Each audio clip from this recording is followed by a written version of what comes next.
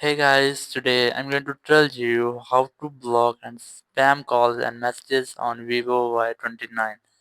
If you're using Vivo Y29 and now you want to block spam calls or messages on your phone, so let's see how you can do this.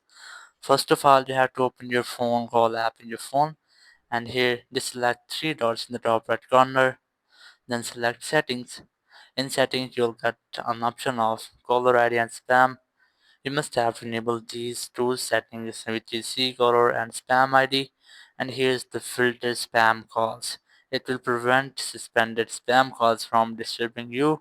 And after that, just go back. If you're still having any spam call issue, just have to keep a long press on the number and then select block and report spam.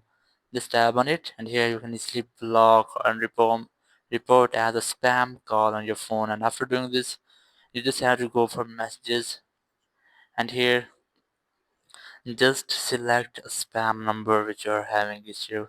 As I'm going to select this one, so just keep a long press on it, then select three dots in the top right corner, select block. In this way you can easily block a spam number or then report as spam in your Google Messages app.